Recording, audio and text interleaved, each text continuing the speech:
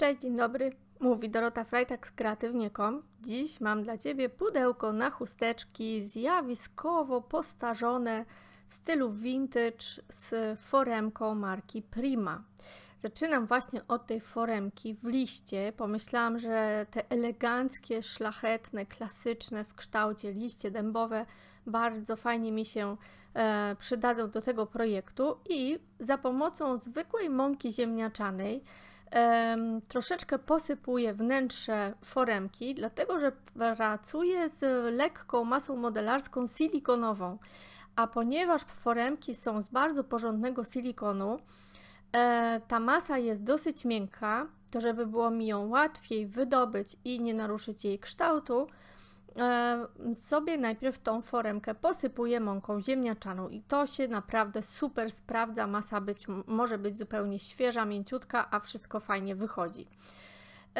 Po wyciśnięciu masy modelarskiej układam ją wstępnie dookoła otworu. Te listki, które były za duże, zawijam i dodaję jeszcze kilka takich mniejszych wzorów, żeby to wszystko ze sobą połączyć. Za pomocą kleju hobby albo kleju ekspresowego wszystko najpierw tak montażowo sobie przyklejam. Przyklejam do drewna. Masa tutaj jest jeszcze świeża, dlatego mogę pozaginać liście i tak mi będzie łatwiej. Może to zostać do wyschnięcia, tak żeby masa lekko się utwardziła, a można też jeszcze na mokro sięgnąć po utwardzacz PowerTex, który spowoduje, że po wyschnięciu moja masa będzie twarda jak kamień.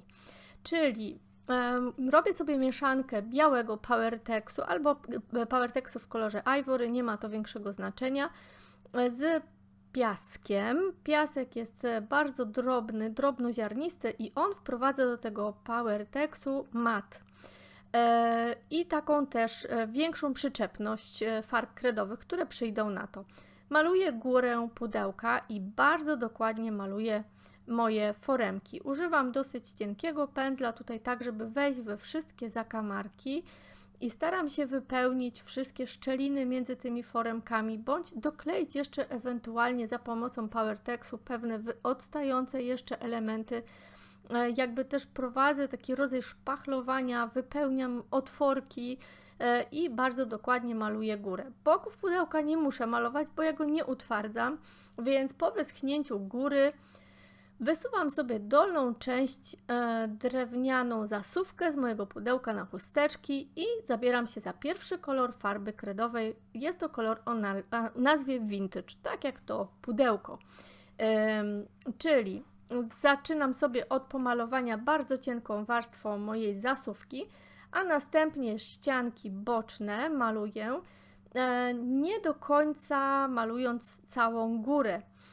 Czyli ja ten wieniec z liści pozostawię niepomalowany, dlatego że będę chciała wprowadzić tu drugi kolor. I od razu też uprzedzę Cię, że podczas wprowadzania tego drugiego, jaśniejszego koloru, szarość Londynu, mój aparat odmówił posłuszeństwa, musiałam wymienić baterię, ale przynajmniej widać, co zaczęłam robić, czyli jaśniejszym kolorem pomalowałam górę. Tutaj specjalnie na te potrzeby filmu zrobiłam to jeszcze raz.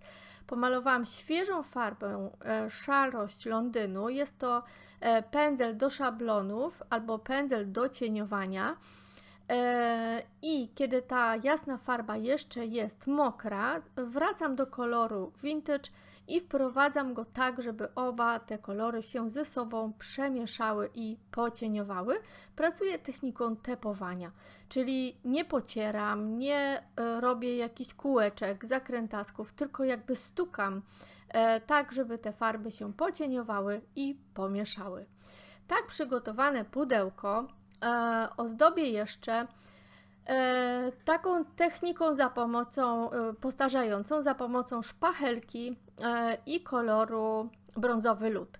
Szpachelka ma kształt rąbu, w dodatku jest tak wygięta i niewielką ilość farby nanoszę na wszelkie wypukłości i na brzegi pudełka, tak jakby ta farba latami schodziła, ale ta jasna odsłaniając ciemny brąz spod spodu.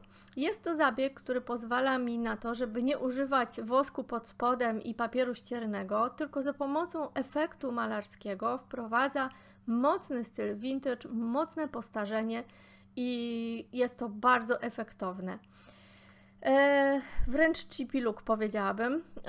I teraz tak, całe pudełko po wyschnięciu wykończę sobie za pomocą bezbarwnego wosku. To jest moja warstwa podkładowa, a następnie, kiedy jeszcze ta warstwa będzie zupełnie mokra, czyli jeszcze kiedy ten wosk się nie wchłonie i nie utwardzi, sięgam po wosk patynujący i wosk brązujący. Znaczy, to jest ten sam produkt, wosk patynujący w kolorze brązowym.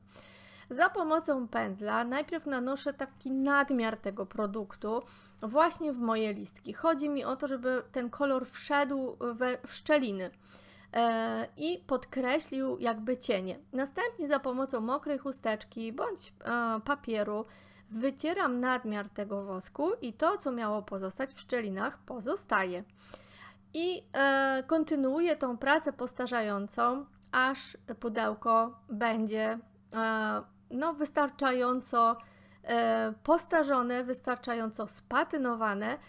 Głównie koncentruję się na narożnikach i bokach i czekam, aż wosk się utwardzi i moje pudełko będzie gotowe. Mam nadzieję, że Cię zainspirowałam. Koniecznie biegnij pomalować coś swojego. Nie oglądaj za dużo filmów. Najważniejsze jest, żeby malować, działać, tworzyć rękodzieło i mieć z tego dużo radości. Zajrzyj do mnie na media społecznościowe. Wszystkie produkty znajdziesz w opisie filmu i linki do nich w sklepie www.sklepkreatywnie.com. Do zobaczenia w kolejnym filmie. Mam nadzieję, że już wkrótce. Pa!